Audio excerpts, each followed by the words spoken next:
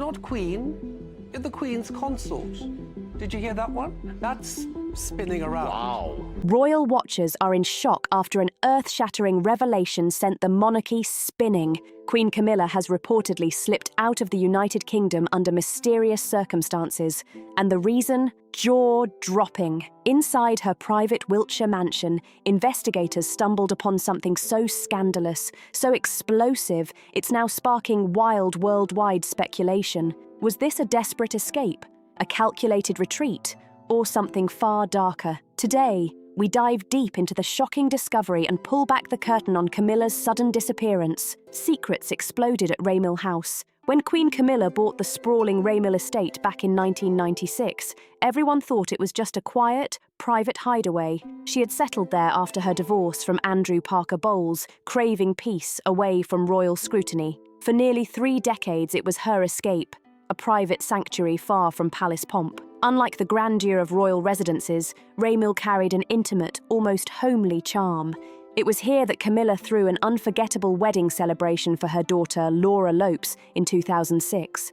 And not long ago, it was the backdrop for her 78th birthday portrait. To the public, Raymil looked serene. To Camilla, it was sacred. But that carefully curated image of privacy shattered in an instant during what should have been a quiet charity reception inside the estate, an event that has now become the epicenter of scandal. Moments later, Queen Camilla entered the room with Princess Anne, a pairing that had never exactly been friendly. The reason for their private meeting remains a mystery, but what happened next shocked everyone present. Eyewitnesses recall Anne's voice slicing through the quiet, sharp, and furious. She accused Camilla outright of theft, demanding answers about why one of her late mother's most treasured possessions had ended up at Raymil. Camilla, visibly rattled, tried to calm her sister-in-law, mindful of the staff and guests nearby. But Anne's fury only grew louder, her words bouncing off the walls. This wasn't a private complaint, it was a public showdown. Then came the ultimate sting, Anne declaring that no matter the crown Camilla wore,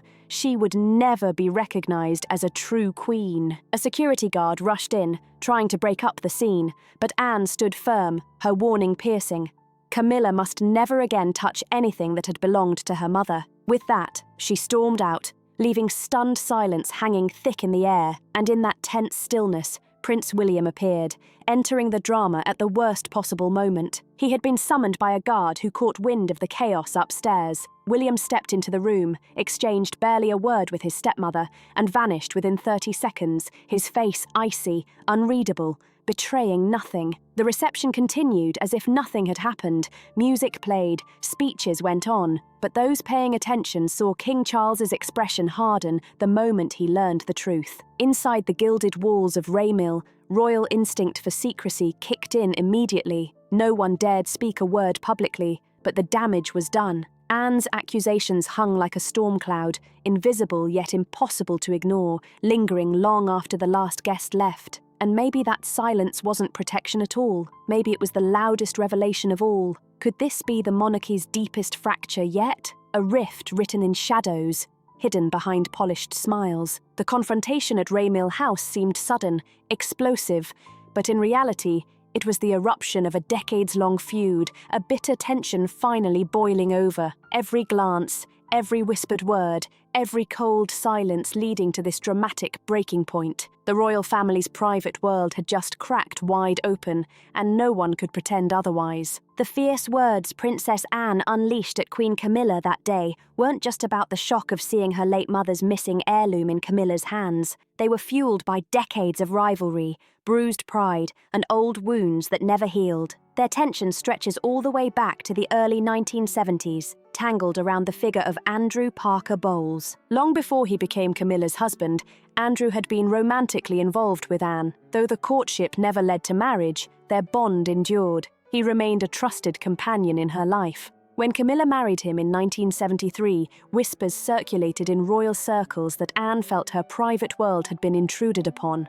Outwardly cordial, Anne's unease settled like a stone beneath the surface. Years later, when Camilla resurfaced as Charles's confidant despite his marriage to Diana, the tension only deepened. For Anne, it confirmed an instinct she'd long carried. Camilla was a woman who stepped boldly into spaces that weren't hers. Where Anne prized discipline, restraint, and sacrifice, Camilla embodied the opposite, a taker who thrived in places she shouldn't stand. This stark contrast became painfully visible during Charles's coronation, cementing the silent rift that had quietly shaped decades of royal drama. The late Queen Elizabeth II had made her wishes unmistakably clear. Camilla was to be styled Queen Consort. It was also understood that upon Charles's ascension, she would be known as Princess Consort. But when the moment arrived, Charles dropped a bombshell.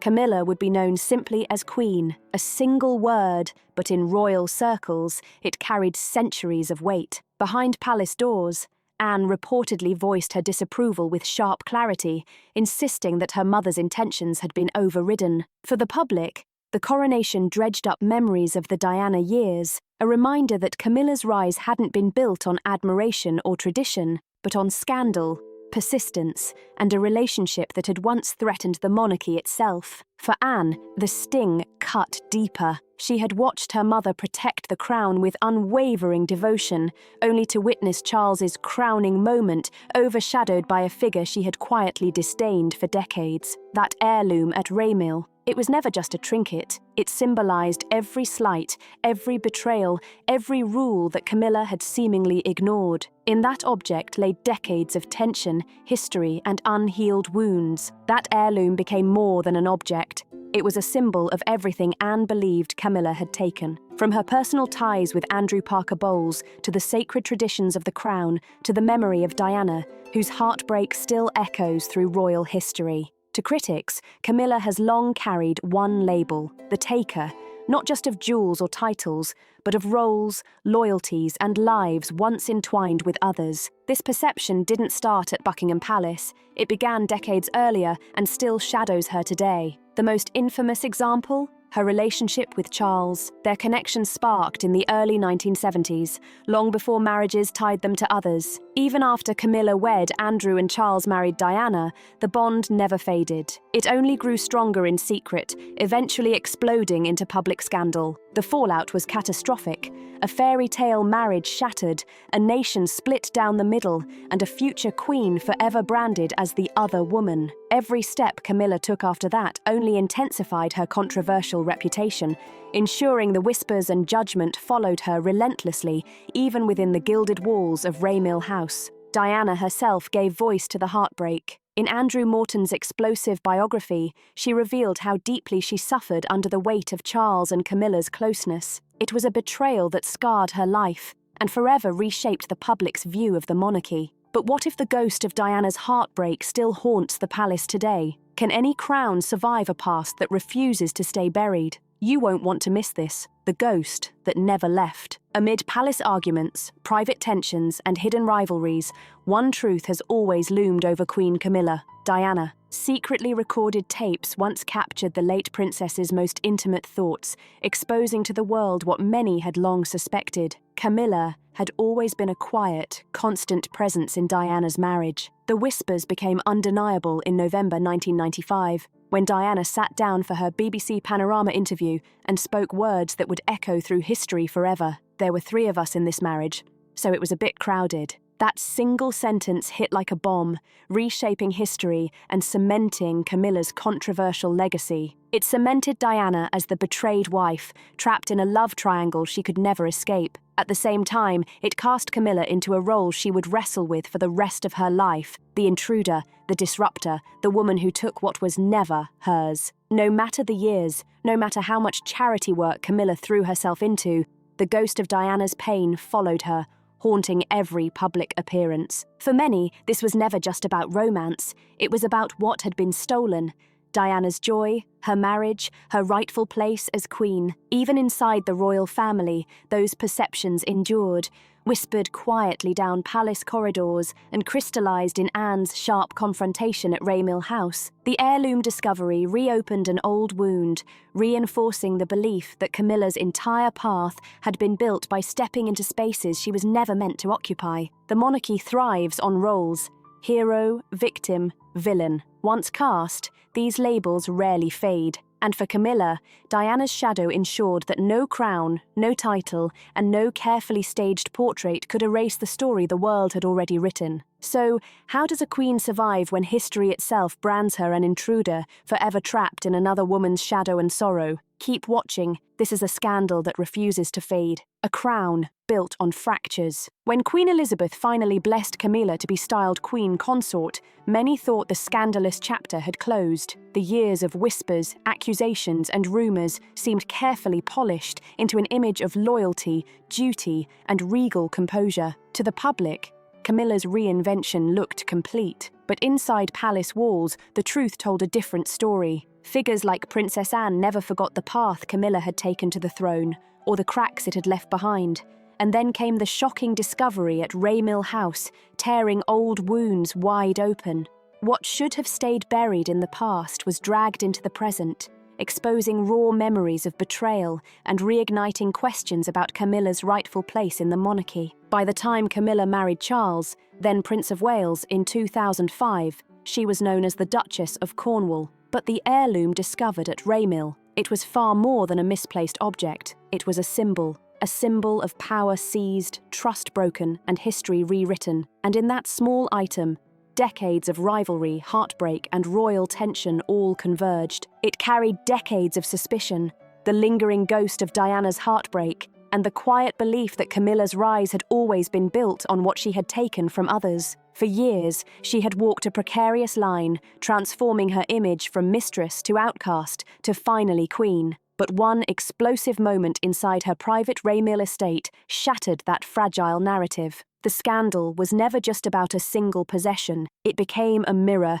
reflecting every whispered accusation, every doubt lurking in the shadows of her reign. Now, the carefully constructed image Camilla spent years rebuilding teeters on the edge of collapse. This story is no longer about what she has gained. It's about what the world believes she should never have held. With each revelation, the crown grows heavier, threatening to crush the reinvention she fought so hard to achieve. So how does a queen who spent decades fighting for acceptance suddenly find herself fleeing in disgrace? And what secret truth shattered everything? Stay tuned. This was a retreat that shook the crown to its core. What began as whispers down palace corridors had erupted into open confrontation, and Queen Camilla responded with her boldest, most dramatic move yet. Cameras captured her boarding a private jet, her face pale, unreadable, as she left the United Kingdom behind. To onlookers, it didn't feel like a simple escape. It felt like a final, calculated retreat. Camilla had faced storms of public outrage before,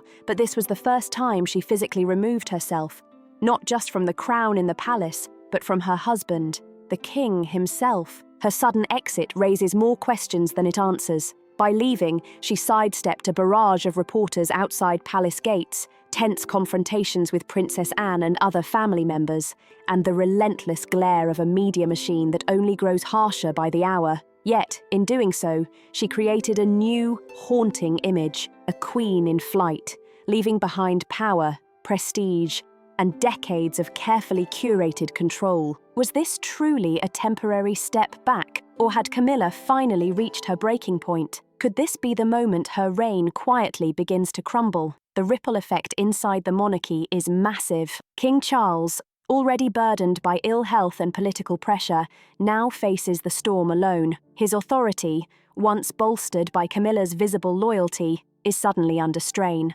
Critics point to his own choices, especially the bold decision to elevate Camilla from Queen Consort to simply Queen. It was Charles who pushed this unprecedented styling, disregarding the late Queen Elizabeth's explicit wishes and brushing aside Princess Anne's fierce objections. That once bold move is now under fire, with commentators openly questioning whether Charles overstepped by placing Camilla at the centre of a role so fiercely contested from the start. Beyond the palace, the division is just as sharp. For Diana's supporters, Camilla's sudden retreat feels like long overdue justice, a reckoning for the heartbreak Diana endured while Camilla quietly remained close to Charles. Every headline, every whisper now carries echoes of betrayal, scandal, and the fragile balance of a monarchy suddenly cast into uncertainty. Camilla began simply as a friend and then became a non-negotiable presence in the royal circle. To some, her sudden departure is more than scandal. It is vindication, proof that the ghosts of the past cannot be erased by crowns or titles. Yet others rally to her defense, pointing to decades of tireless charity work, unwavering devotion to Charles, and a steadfast presence even when the public was most hostile. To them, this latest uproar is nothing but old grudges, magnified by a relentless media frenzy. But beyond opinions and arguments lies one undeniable truth. The past has returned, and it refuses to be silenced. Every polished photograph, every charitable speech, every attempt to present Camilla as the steady partner of the king is now overshadowed by a single heirloom discovered in her private estate, and the fury it ignited. The carefully rebuilt image of a queen has fractured, replaced by the haunting vision of a woman in flight, carrying decades of unresolved doubt, whispers and shadows that no crown has ever fully erased. And the question lingers, did one hidden heirloom truly shatter decades of reinvention, or was Camilla's crown always destined to crumble under the weight of history? Shadows of the crown. Among the voices rising in this storm, none hits harder than Princess Anne. Her words, spoken long before this latest crisis, now echo with almost prophetic weight. Camilla will never be a true queen. Anne has always embodied the unshakable values of tradition, discipline and duty, qualities many feel Camilla has never convincingly projected. With Camilla's sudden departure from the United Kingdom, Anne's judgment now feels less like opinion and more like prophecy fulfilled. In the royal world, appearances are everything, and the optics of this moment are devastating. By stepping onto a private jet and fleeing the storm instead of facing it, Camilla has reinforced the perception that she was never built to bear the full weight of the crown. For years, Camilla had meticulously reshaped her image, surviving hostility in the shadow of Diana's memory. She eased herself back into public life through carefully managed charity work, sympathetic press coverage, and above all, Charles's unwavering devotion. By the coronation, she hadn't won the people's love, but she had carved out something close to acceptance, a fragile tolerance that seemed enough to carry her, until now. And yet, with shocking speed, all of Camilla's careful work has crumbled. The spark that set this unravelling ablaze was not lit in Buckingham Palace or Windsor Castle, but somewhere far more personal, Raymill House. Purchased long before her marriage to Charles, Raymill had been Camilla's private sanctuary, a place where she carved out independence and privacy away from the rigid formality of royal life. It was her retreat when the pressures of duty became suffocating. Now that sanctuary has become the stage for her undoing. An heirloom tied to Queen Elizabeth II was discovered within those walls, and it did more than raise eyebrows. It struck at the very heart of Camilla's credibility. To some, it suggested negligence, the careless disregard of someone never fully invested in her role. To others, it felt like outright betrayal, a final confirmation that Camilla could not be trusted with the weight of monarchy. And to a wider public, many who never forgave her for the role she played in Diana's suffering, it appeared as nothing less than poetic justice. The very house that once protected her has become the stage of her downfall. Looking back, Camilla's life within the royal orbit feels like a cycle doomed to repeat itself. From her early days as Charles's forbidden love, through the bitter scandal that haunted Diana's marriage, to years of ridicule branding her unworthy, and then to the gradual reinvention that finally lifted her onto the throne, every step forward has been met with a pull backward, as if the past itself refuses to release her. Her abrupt flight from the United Kingdom now risks becoming the ultimate setback, a silent acknowledgement that the role of queen may never have truly been hers to claim. For King Charles, the consequences are severe. He insisted on elevating Camilla from queen consort to queen, defying the late Queen Elizabeth's caution and Princess Anne's outspoken opposition. That decision, once seen as an act of personal loyalty and defiance, may now be remembered as one of the most controversial moves of his reign. For Anne, by contrast, this is vindication, a confirmation that her decades of mistrust were well-founded, and for the public, It reopens the lingering question that has haunted the monarchy since Diana's death. Was the tragedy that claimed the Princess of Wales really as simple as it seemed? Shadows and whispers refuse to fade. Can Camilla ever escape the shadow of being labelled the other woman? History shows that monarchy relies not just on ceremony or endurance, but on perception. And right now, perception has turned sharply against her. The discovery at Raymill, the piercing sting of Anne's words, and her dramatic flight combine into one unforgettable image. A queen unable to carry the weight of her crown. Whether her absence proves temporary or permanent, the damage is already done. Has Camilla's retreat sealed her fate, forever marking her reign as one undone by history? Or could a return still be possible? A chance to reclaim power and respect? Share your thoughts in the comments below, and don't forget to like, share, and subscribe for more shocking royal revelations.